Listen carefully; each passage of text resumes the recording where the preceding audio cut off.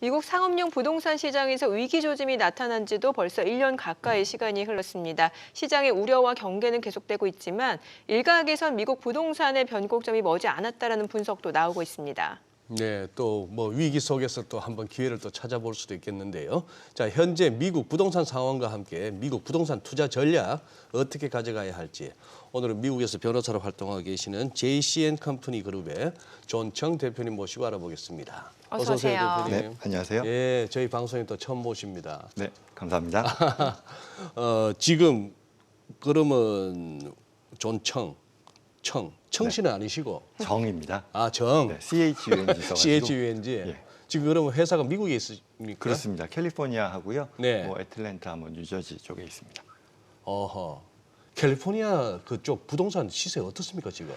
이게 뭐 부동산을 여러 가지 또 나눌 수 있을 텐데 뭐 주거용 부동산 같은 경우는 제가 거주하고 있는 이 오렌지 카운티라고 LA 남쪽 한 1시간 거리에 떨어져 있는데요. 네. 이쪽은 전통적으로도 좀 잘 버텨주면서 그리고 또 여러 뭐 기후라던가 이민자 친화적인 이런 환경들을 놓고 많이들 좋아해요. 그래서 여전히 크게 뭐 하락하거나 그렇진 않고 오히려 계속해서 안정적으로 성장하는 그런 지역이라고 봅니다. 그 대신 저쪽은요, 상업용 쪽은 뭐 캘리포니아에서 기업들이 뭐 텍사스로 많이 넘어갔다 이런 소리도 들리던데. 맞습니다. 그러니까 네. 결국 상업용 부동산이 뉴스에서 많이 네, 나오고 네, 네. 그렇다 보니 미국 부동산 시장에 대해서 좀 부정적으로 보는 시선들이 있는 건데요.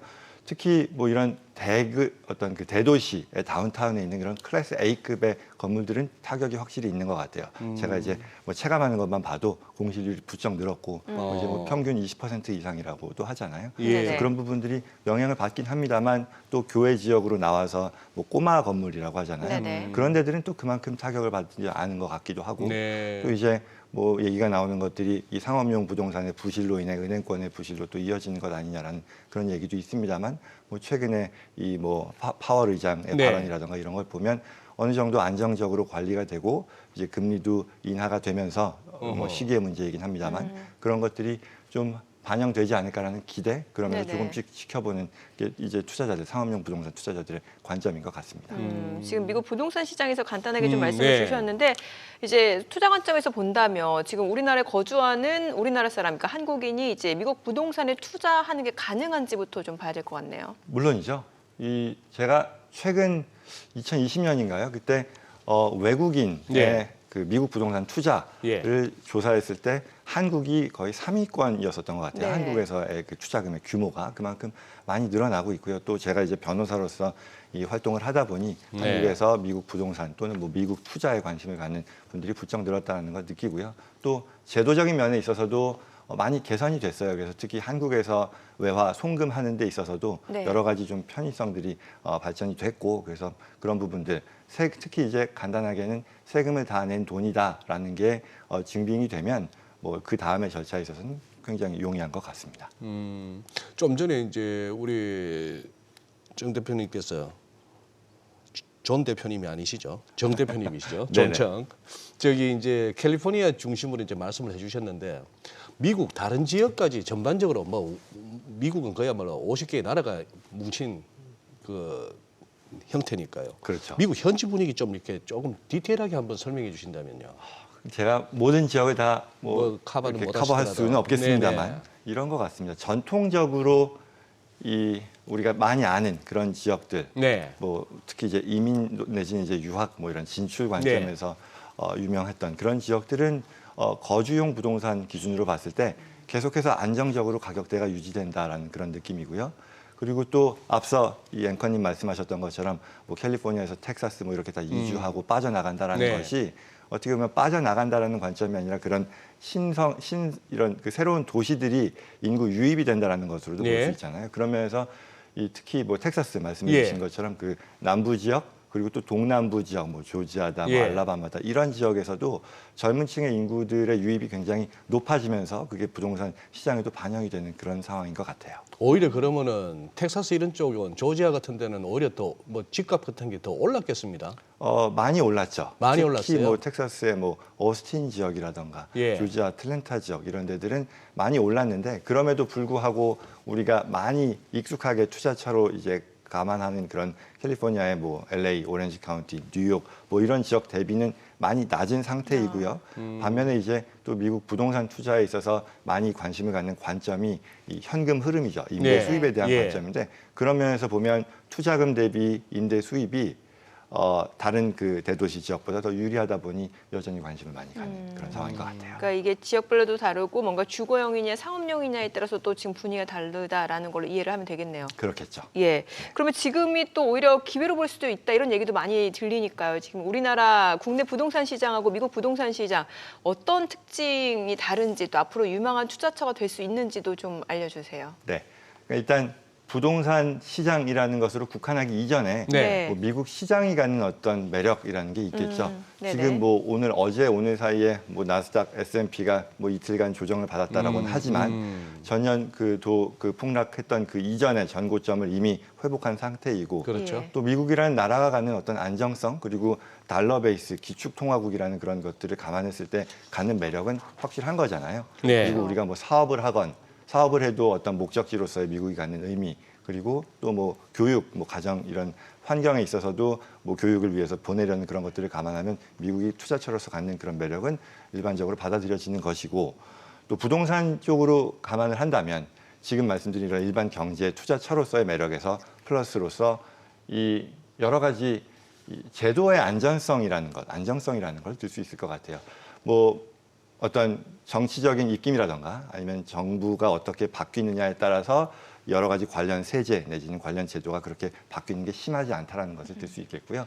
또 정책적으로 부동산 투자를 많이 장려합니다. 그 말은 결국 여러 세제상의 혜택이 있다는 건데요. 네. 뭐 뒤이어 좀 더 구체적으로 말씀드릴 기회가 있겠습니다만 그런 부분들이고 그리고 또 이 안정적인 가치, 자산 가치의 상승이라는 것뿐만 아니라 네. 이 임대소득 결국은 투자 이후에 은퇴 소득으로서 이 패시브 인컴이라고 하잖아요. 그걸 가능하게 해주는 그런 비이클로서의 이 부동산이 여전히 매력을 갖는 것 같고요. 그리고 마지막으로는 이 모기지라고 하지 않습니까? 네. 이 예. 주택담보대출 예. 시장이 굉장히 일반화가 되어 있다 보니 일반 국민들이 부동산 투자를 접하는 데 있어서 좀 더 가볍게 접할 수 있는 그런 환경인 것 같습니다.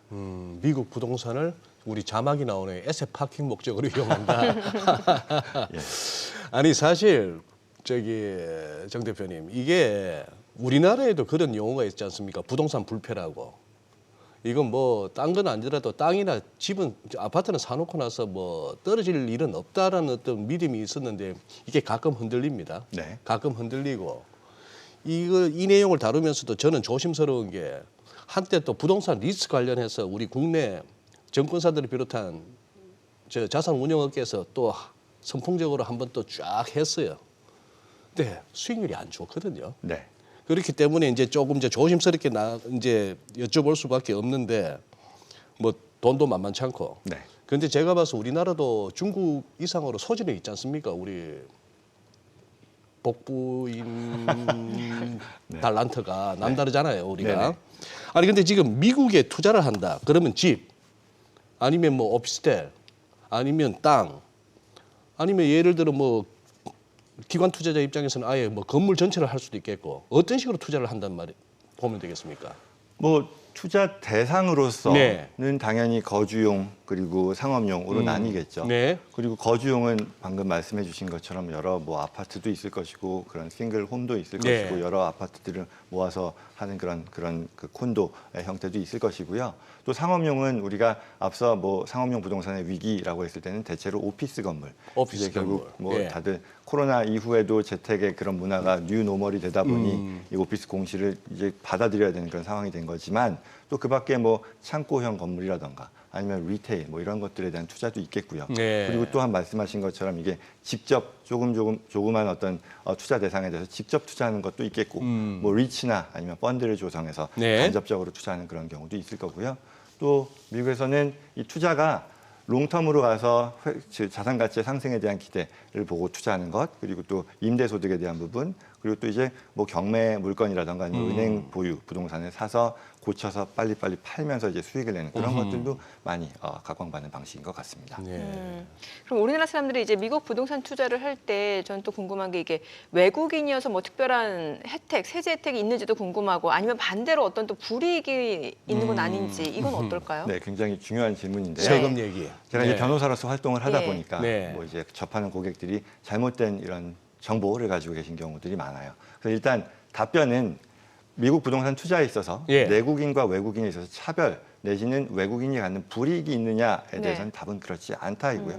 아마도 외국인이기 때문에 추가로 적용해야 되는 절차가 있기 때문인데 결과적으로 과세 부담이라는 면에 있어서는 그렇지 않다라는 거고 오히려 투자 방식을 어떻게 하느냐에 따라 외국인 예컨대 내국인의 경우는 부동산을 증여하고 상속하는 데 있어서의 규정이 있는데 네. 이 외국인이기 때문에 거기서 또 누릴 수 있는 세제상의 혜택도 있다. 뭐 오늘 이 전문적인 얘기까지 갈 수는 없겠습니다만 네네. 그런 부분들이 있고요. 뭐 내국인 이게 더 정확한 표현일 텐데 외국인도 이 부동산 투자에 있어서 내국인이 누릴 수 있는 앞서 얘기했던 미국 정부가 제공하는 여러 세제상의 혜택이 있다 그랬잖아요. 예. 그걸 동일하게 누릴 수 있다라고 보는 게 더 맞을 것이고 대표적으로 아마 이런 게 있어요. 그 미국에서 이 부동산 투자에 대해서 제공하는 세제상의 혜택이 크게 봐서 뭐 두세 가지를 들 수 있을 텐데 네. 첫 번째는 이 감가상각이라고 하지 않습니까? 네. 그러니까 임대부동산을 임대 수입을 내는 데 쓰면 부동산 자산 가치를 내용 연수에 따라서 감가상각을 하는데 네. 이게 부동산의 내용 연수가 굉장히 김에도 불구하고 이게 적법한 방식을 따르면 훨씬 더 빨리 감가상각할 수 있거든요. 그러면 그 말이 의미하는 거는 내가 벌어들이는 임대 소득을 실질적으로는 그 과세율을 굉장히 낮추거나 발생하지 않도록 만들 수 있다는 네. 거죠. 네네. 합법적으로. 예. 그리고 더 나아가서 미국은 투자 자산이 예. 투자 부동산을 이 가치가 올라가서 그걸 이제 팔잖아요. 그러면 당연히 양도소득에 대한 양도세금이 발생하죠. 네. 그런데 미국에는 동종자산 교환에 대한 특혜법이라고 해서 이게 이 내가 부동산 가치가 올라간 부동산을 팔고 네. 그 부동산의 매각 대금을 돌아서서 다른 부동산을 사는데 쓰면 네. 첫 번째 부동산을 팔았을 때 발생한 양도소득에 대한 세금을 계속해서 이월해 주게 됩니다. 아. 세금을 내지 않고요. 그렇게 되면 내가 투자 부동산을 계속 활용하는 한 이 네. 양도소득에 대한 세금을 부과하지 않는다라는 그런 계속 또 이월시킬 혜택을 누릴 수 있는 거예요. 것이고 그럼 이제 마지막으로 사람들이 생각을 하는 것은 어쨌거나 최종적으로는 이렇게 누적된 양도소득을 면제한 게 아니라 이월을 한 거니까 네. 언젠가는 이거를 세금을 내는 거 아니겠냐라고 생각할 수 있는데 네.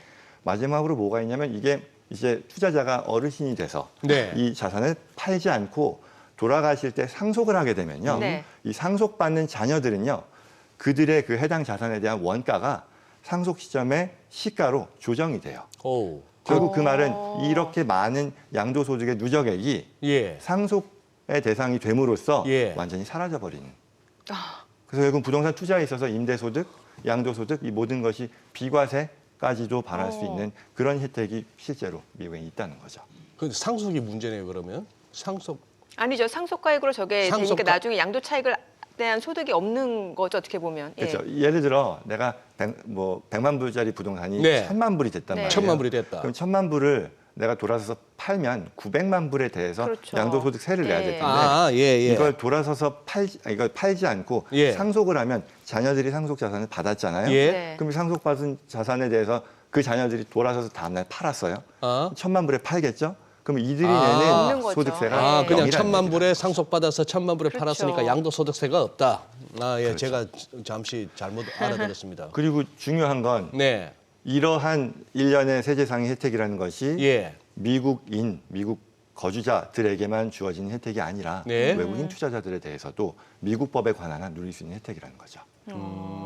그러면은 저는 궁금한 게 이게 개인이 직접 투자하는 게 좋을지 이게 사실 어떤 형태로 이제 투자하는 게 좋을지 좀 유리할지 알려주세요. 예, 이것도 제가 이제 미국에 투자하시는 분들의 거의 대부분이 대체로 개인적으로 투자를 하세요. 네네. 뭐 한국에 계신 분이 미국에 네, 네. 뭐 외환 송금이라든가 예. 이런 것들 다 해서 근데 참 안타까운 부분인 것이 따지고 보면 가장 바람직하지 않은 방식이거든요. 왜냐하면 여러 가지가 있겠습니다만 일단 첫째 뭐 우리가 쉽게 생각하는 리걸 리스크, 법적인 위험이라는 게 있겠죠. 외국인으로서 임대부동산 투자했을 때 그 네. 투자 자산에서 발생할 수 있는 여러 가지 리스크라는 면에서도 법인화를 통해 투자하는 것이 더 유리할 것이고 네. 그리고 또 증여나 상속이라는 면에 있어서도 내가 어떤 홍길동 씨가 미국의 부동산에 투자를 했는데 그 부동산을 증여하는 그런 경우도 있을 거잖아요. 네. 또는 뭐 어떤 경우에서는 변고가 생겨서 상속의 상황이 발생할 수도 있단 말이죠. 근데 이거를 개인적으로 외국인 개인이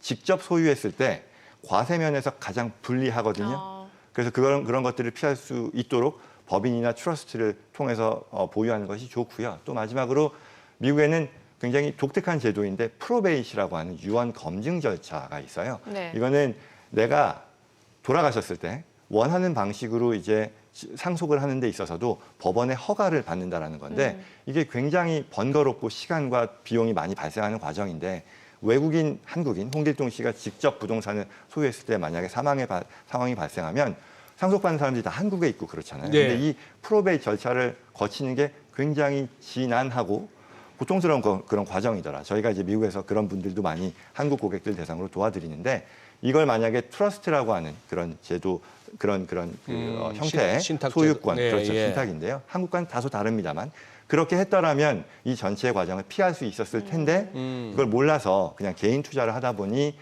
여러 그 번거로운 과정들을 겪게 되더라. 그래서 그런 부분들을 좀 주의해서 투자하면 좀 좋겠다. 전에 예를 드신 그 케이스에 홍길동이가 또 미국 가야 됩니까? 상속 받으려면. 상속을 받는 이제 돌아가신 예, 분의 예. 자녀들 예. 말이죠. 그럼요. 이게 트러스트나 기타 다른 장치를 해 놓았더라면 훨씬 더 수월했을 것이 네. 그렇게 대비되지 않다 보니 문제가 생기는 경우가 많더라. 네, 오늘 또 굉장히 좀 특별한 시간이었네요. 미국 부동산 투자하는 방법에 대해서 좀 알아봤습니다. 잘 들었습니다. 고맙습니다. 네, 고맙습니다. 네, 감사합니다.